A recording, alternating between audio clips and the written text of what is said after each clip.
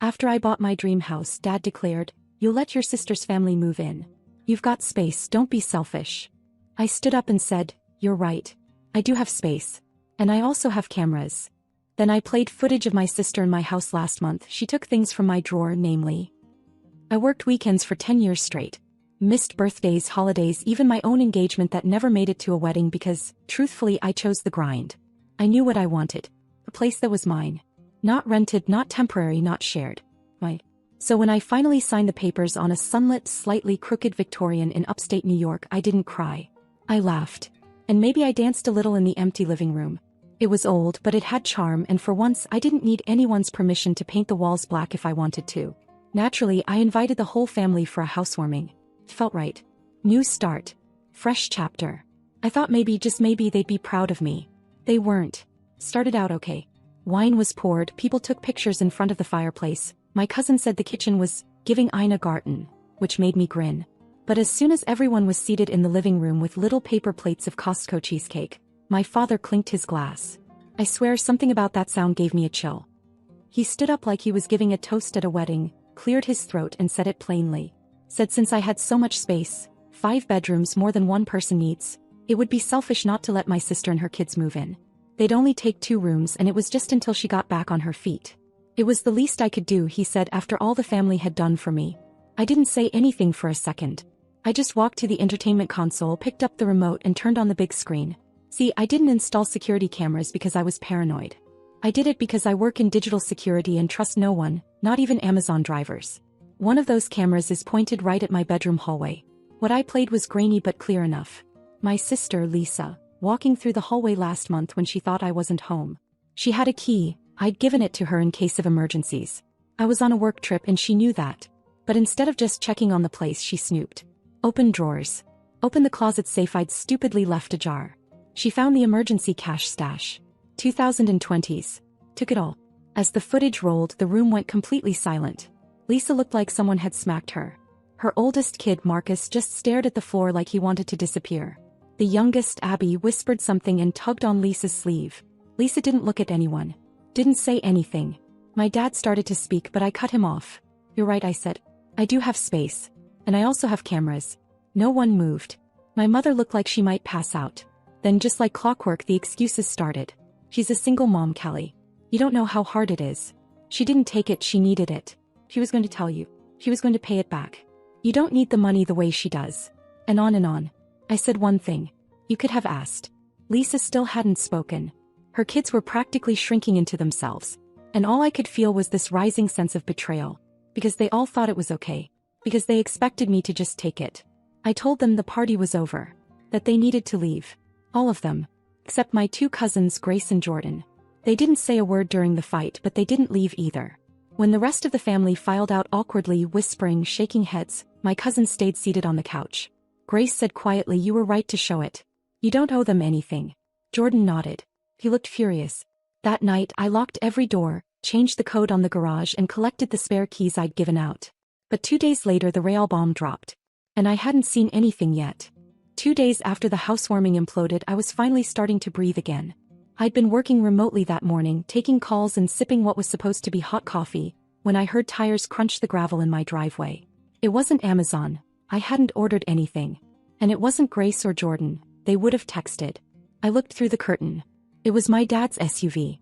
Packed like a moving truck. Trash bags, suitcases, bins, even a laundry hamper balanced with a blanket falling out the side. My sister was in the front seat, arms crossed, face turned toward the window. She looked like she wanted to be anywhere else. Marcus and Abby climbed out slowly, backpacks slung over their shoulders. Abby had her stuffed unicorn in one arm and her hoodie dragging behind her in the other. Then came the knock. Actually, it was more of a pounding. The kind you don't do unless you want someone to know you're mad. Or in control. I opened the door and he didn't wait for hello. He said Lisa and the kids were moving in. That he was tired. Tired of the late-night emergencies, the calls for help, the constant noise. Said he'd done his part. Now it was my turn. I had more rooms than people. I wasn't raising anyone. I didn't have a family. I had space. He said it like a weapon. I stood there in my doorway, still in my robe, watching him speak like this wasn't insanity. Like this wasn't a woman who'd just been caught stealing from me less than a week ago. Behind him, Lisa finally opened the car door and stepped out. She didn't look at me. She didn't look at anyone. She popped the trunk and started hauling bags up the porch one by one. Not a word. Not even a half smile. She looked like she didn't want to be here. But more than that, she looked like she didn't think she deserved to be. Her kids followed. Marcus kept his eyes low, avoiding mine. Abby clutched her unicorn and stood near the stairs. I was silent the entire time, watching my dad drop them off like he was unloading unwanted groceries. And when he turned to go, he clapped his hands together like a job well done. He actually said, "Now maybe I'll get some damn peace." Then he left. I stood there for a few more seconds before closing the door and turning to face my house, now filled with people who weren't invited. That night, Lisa didn't come down for dinner. She made a little plate for Abby and Marcus and stayed upstairs. The only sound I heard from her was the soft creak of the hallway floor when she moved to the bathroom. It was like she was trying to disappear inside my walls. The kids were quiet too. Marcus tried to make conversation, but I didn't give him much. Not because I hated them, but because I didn't know what to do with this version of my family. They weren't loud. They weren't dramatic. They were just here, existing. I stayed up late. I kept thinking about the footage, about that moment at the party, about how fast my parents had gone from defending Lisa to dumping her like trash on my lawn. Around midnight, I heard muffled crying through the vent that connected my bedroom to the guest hallway. It wasn't loud. It wasn't performative. It was someone who had finally broken past embarrassment and landed in pure exhaustion. The next morning, I woke up early trying to process everything before work started. When I came downstairs, Marcus was already in the kitchen making eggs. He looked surprised to see me. He didn't say much, just mumbled a soft thanks when I offered him toast. He looked tired, not in the dramatic teenager way, just tired of feeling unsure where he belonged. Later that afternoon, Lisa knocked on my office door. She didn't look me in the eyes. She sat down, took a breath, and said she needed to explain. And what she told me changed everything I thought I knew about our family. Lisa came into my office late in the afternoon holding a cup of tea like it was some kind of shield. She didn't ask to sit, just did. Same chair my clients usually take on Zoom calls when I work from home. Except she looked like she was reporting to court. She didn't say sorry right away. That would have been too easy. He started with a question. "Do you remember when Abby was in the hospital last April?" I nodded slowly. I remembered the group text. Something about a fever that wouldn't go down. She'd said it was fine, nothing serious. They were back home by the weekend. I sent a DoorDash gift card and got a heart emoji in return. Turns out it wasn't fine. Lisa told me Abby had been getting sick every couple of weeks for almost a year. Weird stuff. Rashes. Fevers. Stomach pain. Doctors kept brushing it off until one finally ran the right blood work. Some rare autoimmune condition that I couldn't even pronounce. Not deadly but chronic. Painful. And it came with expensive treatment. Then she got quiet. He told me about the medication. How it cost over $800 a month. How insurance wouldn't kick in until they hit a deductible she couldn't afford. How the pharmacy wanted the full amount up front for the next refill. And how she had $41 in her checking account the day she came to my house. It wasn't an emergency, she said. It was a crisis that had been happening in slow motion. I asked her why she didn't just tell me. Why she didn't call. She gave me a look like I'd missed the point entirely. "Because you're the golden child, Qley. You're the one who got out. You don't understand what it's like to need something and feel like an inconvenience just for asking." She said living with Dad was like owing rent in emotional currency. Every meal came with guilt. Every favor was recorded in some invisible debt ledger. And when she asked for help too many times, the interest got too high. He started asking when she was leaving. Or if Abby's little illness was just anxiety. That was the word that set me off. He called it anxiety. She nodded. He told the neighbors that Abby was sensitive, and Lisa was just being dramatic. So she came to my house while I was out of town. Used the key I gave her in good faith. Thought I wouldn't notice $2,000 missing. She said she regretted it the moment she walked out the door. Even thought about coming clean. But then the housewarming happened. And the footage. And all she could do was stand there and pretend like she wasn't the villain everyone suddenly saw her as. There was a long pause. Then she finally said it. "I'm sorry, Qley. Not just for taking it. For lying. For letting you think I didn't respect you. You worked your ass off for this life and I acted like it didn't matter." It should have felt satisfying hearing her say all that. But it didn't. Because now I was thinking about our father. About how quickly he'd offloaded his own daughter and grandkids on me like he was returning something defective. Like Lisa and her kids weren't people. Just noise he wanted out of his life. And then she said something that changed everything. "He used your trust, you know." I blinked. "My what?" She hesitated. "That account Grandma set up. The one she said was only for you. Dad's been pulling money from it for years. Said it was for family emergencies. Mostly house repairs and some stuff for Mom. But I saw a few charges for his boat. And a casino in Jersey." I stared at her. I hadn't looked at that account in a long time. It was one of those legacy accounts my grandmother set up when I was still in high school. Meant for college, then property. It was how I paid part of my house down. But I'd always thought it was untouched beyond that. I told Lisa to watch the kids. Then I opened my laptop, logged in, and there was withdrawals that made no sense. Charges from months where I'd been working 70-hour weeks with no time to spend money. Thousands gone. Quietly. Strategically. Over time. Just enough to keep me from noticing, but enough to add up to betrayal. I locked the account. Froze every access point. Sent an email to the family trust lawyer with one sentence. Effective immediately, revoke all secondary access holders. That night I didn't hear from my parents. But Grace texted me. Did you freeze the trust? Dad is freaking out. Mom's crying. He said you're cutting off the family. I didn't answer. Because I wasn't cutting off the family. Just the ones who treated me like a bank. The silence from my parents only lasted until noon. Then came the first wave, 6 missed calls from Mom in under 30 minutes, followed by texts stacked one after another like bricks trying to wall me in. You've really hurt your father. We've always supported you. This is a betrayal, Qley. And then the last one. Short. Chilling. You don't know what you've done. Qley, I did. For the first time in my life I knew exactly what I'd done. I'd shut the door they never expected me to notice. Cut off the supply. Broken their unspoken rule that as long as they kept calling it family help, they could do whatever they wanted with my money. I didn't respond. That afternoon I walked into the kitchen to find Lisa folding a basket of laundry that wasn't even hers. I'd meant to get to it but work had been non-stop. She was just doing it. Like she belonged here. But not in a possessive way. More like someone grateful to have landed somewhere safe. She told me Abby had slept the full night for the first time in weeks. No fever. No stomach cramps. She said Marcus had asked if they could just stay here forever. Said she didn't have the heart to tell him she wasn't sure that was possible. Then she told me something that made me sit down. Dad had been trying to get her to sign over her tax return last spring. Told her he had a guy who could maximize it. When she hesitated, he told her flat out, sign it over or start paying rent and buying groceries for everyone. And, get this, he said if she wanted help with Abby's medicine again she'd have to earn it. Earn it. Like he was doing her a favor keeping her and her sick kid alive. I asked why she didn't tell me then. She said she tried to once years ago, but Mom told her not to stir up drama between sisters. Said I didn't need more stress. That evening I got a text from Grace. You home? 10 minutes later she was on my porch with 2 coffees and a thick manila envelope. No smile. No small talk. Just handed it to me and said, you need to see this. Inside were account statements from my trust. Dated back almost 5 years. She said she found them in our parents' filing cabinet when she was helping Mom with taxes. Said something about them had always felt off so she scanned copies just in case. I flipped through. On the 3rd page I saw it. A wire transfer labeled educational support, Lisa Morgan for $50,000. Dated right around the time Lisa had applied for a medical billing certification she never ended up taking. I looked at Lisa who was reading over my shoulder. Her face didn't even flinch. She said she'd never seen that money. Never heard of it. She'd never even started the course. Dad had talked her out of it. Said it was a waste of time if you can't even keep a job. Grace leaned against the counter and said something I hadn't expected. He used my name too. Tried to open a credit card last year. Said it was a mistake when I caught it but I don't think it was. We stood in the kitchen, the 3 of us, 2 daughters and 1 cousin, realizing our entire family narrative was made of quiet thefts and rewritten stories. That night I emailed a financial crimes attorney. Not just about the trust.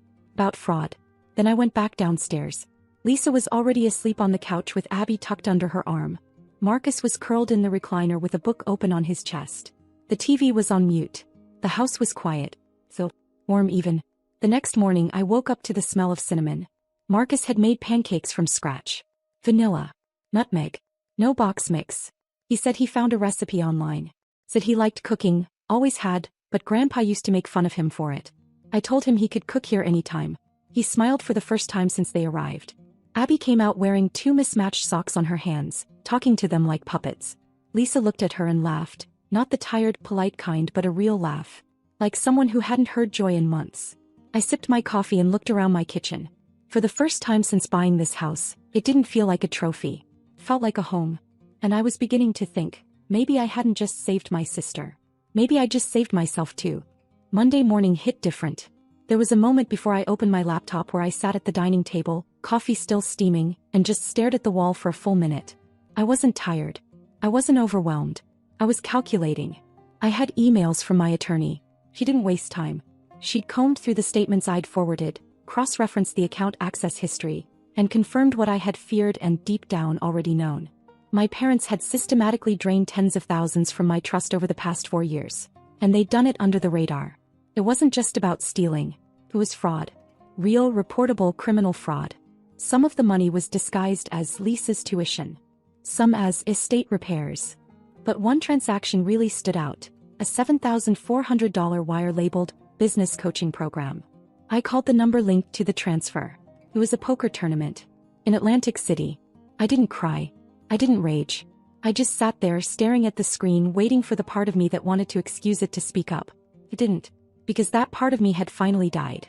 Around noon, Abby came running through the hallway in a princess dress, trailing glitter behind her like it was fairy dust.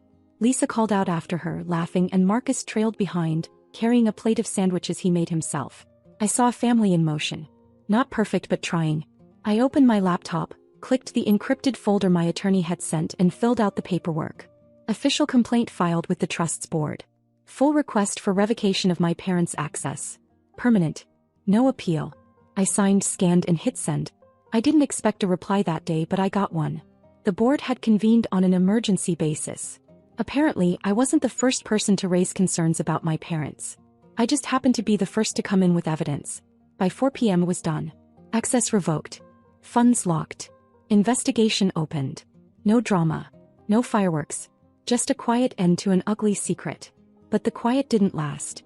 At 7:42 p.m. my father showed up on my porch. No warning. No text. Just appeared like a storm cloud in a button-down shirt. I stepped outside and closed the door behind me. I wasn't going to let that energy into my house. Not anymore. He didn't yell. That wasn't his style. He didn't ask how I was.